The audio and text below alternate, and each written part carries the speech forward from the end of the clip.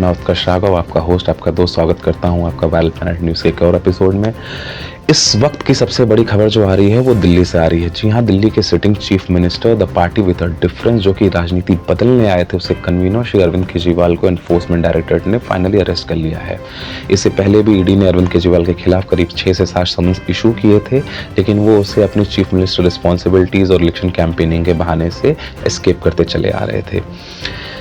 उन्हें कहीं ना कहीं इस बात का अंदाज़ा तो था कि शायद इस एक्साइज स्कैम के मामले में उनकी गिरफ्तारी हो सकती है, इसीलिए उन्होंने ऑनरेबल हाई कोर्ट का भी दरवाज़ा खटखटाया था, इस उम्मीद में कि शायद उन्हें इंटरिम प्रोटेक्शन या इंटरिम रिलीफ प्रोवाइड कर दी जाएगी। लेकिन ऑनरेबल हाई कोर्ट ने इसे सिरे से नकार दिया और उसके बाद ईडी ने अरविंद केजरीवाल पर अपना शिकंजा कस लिया।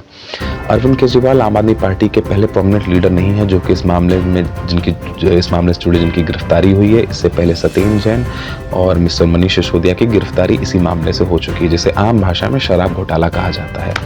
ये शराब घोटाला आखिर है क्या, इसको ब्रीफली हम थोड़ा क्रिस्प तरीके से समझने की कोशिश करेंगे। आप जब दूसरे स्टेट में नज़र डालते हो तो शराब बेचने का तरीका बहुत ही ट्रेडिशनल, बहुत ही ऑर्थोडॉक्स होता है। क्यों? क्योंकि रेवेन्यू जो लिकर सेल से जो रेवेन्यू जनरेशन है वो one of the most prominent source of income होता है किसी भी सरकार के लिए, किसी भी राज्य सरकार के लिए। इसे सरकार इस पर अपनी बंद मुट्ठी के अंदर रखती है और बहुत ही लिमिटेड डिटेल्स के साथ बेचती है। एक कट ऑफ लिमिट होती है, रात के 9-10 बजे तक आप आखिरी सेल कर सकते हो और इसमें कोई आप ऑफर्स जैसे बाकी प्रोडक्ट्स के साथ एसोसिएट करते हो वैसे आप ऐसे ऑफर्स जल्दी एसोसिएटेड नहीं देखोगे।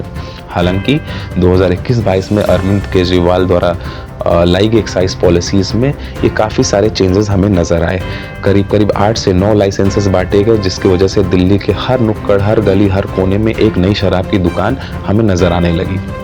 उसके अलावा जैसे एंड ऑफ सीजन सेल में कपड़ों की सेल लगती है कि buy 2 get 3 free, buy 1 get 1 free, तो उसी प्रकार से लिकर सेल में भी हमें पहली बार इस तरह के ऑफर्स देखने को मिले और दिल्ली में तो मानो हाहाकार मच गया। पीने वालों की तो जन्नत, आप सिंपल शब्द में गए तो पीने वालों के लिए जन्नत का वो पीरियोडिक समय था।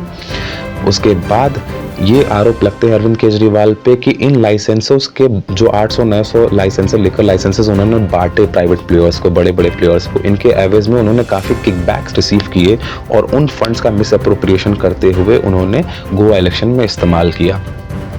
अब जब अरविंद केजरीवाल फाइनली इस मामले में गिरफ्तार हो गए हैं, हमें इस पे और नज़र बनाई रखनी पड़ेगी कि वाकई में वो एक प्रोमिनेंट प्लेयर थे इस स्कैम में, जिसे आम भाषा में शराब घोटाला कहा जाता है, या फिर ये सिर्फ एक तरीके का पॉलिटिकल वेंडेटा है जो कि बीजेपी ने आम आदमी पार्टी कन्वीनर के खिलाफ, उनके कर्ता धर्ता अरविंद केजरीवाल के खिलाफ लॉन्च किया है।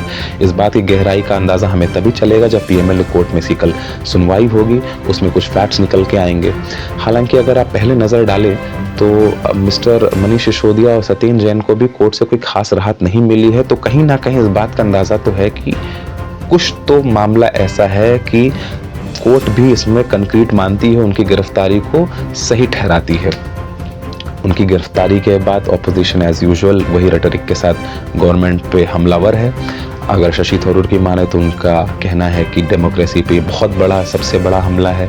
राहुल गांधी कहते हैं कि नरेंद्र मोदी एक तरह के तानाशाह हैं और वो अरविंद केजरीवाल ऐसे पॉलिटिकल स्ट्रॉन्ग लीडर से डरते हैं।